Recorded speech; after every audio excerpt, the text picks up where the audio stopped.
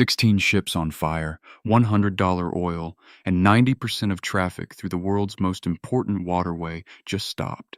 The weapon behind all of this costs less than a used Honda Civic. And here's the wild part, most people have never even heard its name. It's called the Noor, and in the next few minutes, you're going to understand exactly how this thing works, why it's crippling global shipping as we speak, and why your grocery bill is about to look a whole lot worse. Alright, so here's what we're dealing with. The Noor is a 21-foot cruise missile that weighs about 1,500 pounds fully loaded. The warhead alone packs 365 pounds of armor-piercing explosives, enough to rip a warship apart from the inside out. It can hit targets 170 miles away, flying just under the speed of sound at 680 miles per hour. But honestly, those numbers don't tell you why this thing is so dangerous. To really get it, you gotta see how it hunts. So let's walk through a Noor strike from start to finish. First off, this missile can launch from pretty much anywhere trucks disguised as regular vehicles.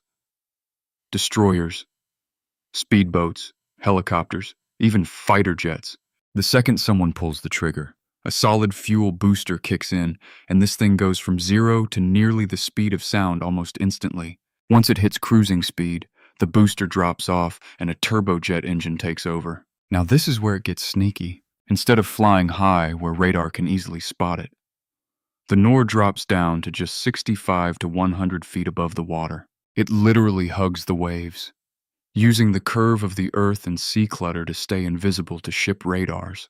Meanwhile, the autopilot locks onto the target's last known position, while a radio altimeter keeps it from crashing into the ocean. And here's where things get real. In the final phase, the missile's radar seeker switches on, scans the area, locks onto the ship, and adjusts course for a direct hit.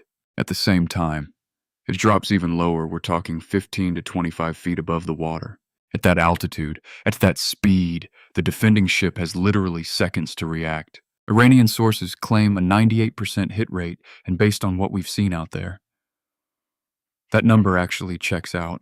Now when this thing connects, it's built for maximum destruction. The armor-piercing tip punches straight through the whole steel. Aluminum. Doesn't matter then. A delayed fuse triggers the main charge inside the ship. The result is absolute chaos fires, flooding, dead propulsion, and a crew fighting for their lives. Add in the kinetic energy of a 1,500-pound missile screaming in at 680 miles per hour. And even ships that survive are basically done. And look, we don't have to guess about any of this. We've got proof. July 14th, 2006. An Israeli warship was patrolling off Beirut during the Lebanon War. Hezbollah, armed with Iranian missiles, fired 2 Noors from the Lebanese coast. One of them hit that ship, and 4 sailors never made it home. They were trapped in the rear section when the ship's fire suppression system sealed them in. The propulsion was wrecked, the flight deck was on fire, and the ship barely limped back to port. The second missile flew right past and sank a cargo ship 37 miles away. But here's the part that blew everyone's mind. That Israeli warship had some of the most advanced anti-missile systems in the world on board, but the commanders never turned them on because they didn't believe Hezbollah had this kind of firepower. So the missile just flew right in, completely unopposed. That attack changed everything and proved the Noor wasn't just some theoretical threat.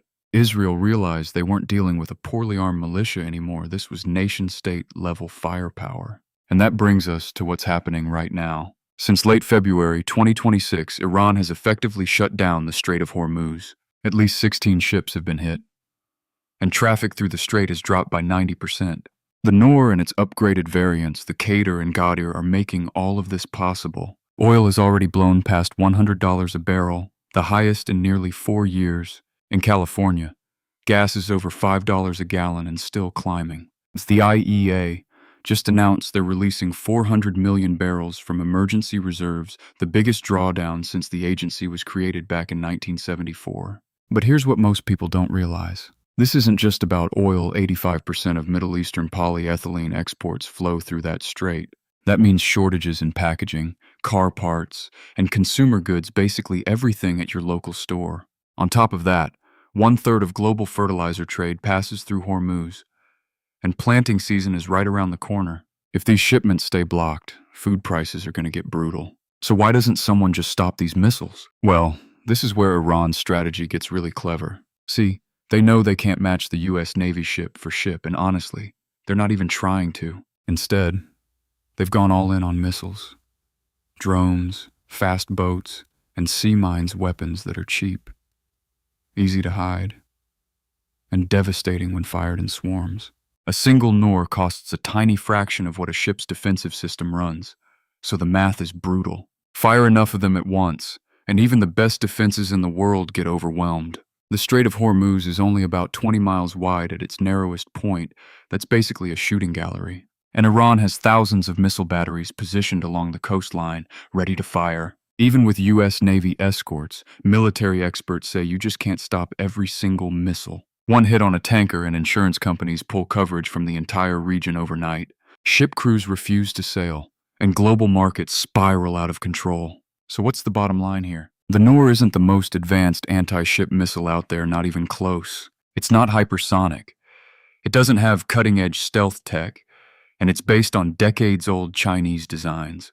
But here's the thing, it doesn't need any of that because it's reliable, accurate, and dirt cheap to mass produce. In the tight waters of the Persian Gulf, where ships have nowhere to run, it's a weapon that can flip the balance of power overnight. The Noor proves something that a lot of people still don't want to accept. In modern warfare, you don't need the biggest guns or the fanciest tech, you just need the right weapon, in the right place, at the right time. And right now, Iran has thousands of these things lined up along its coast, ready to go. The question isn't whether they'll use them again, they already are. Every single day. The real question is, how much higher does gas have to go before something finally changes? That's the reality we're all living in right now. And that's exactly why the Noor missile matters to every single one of us.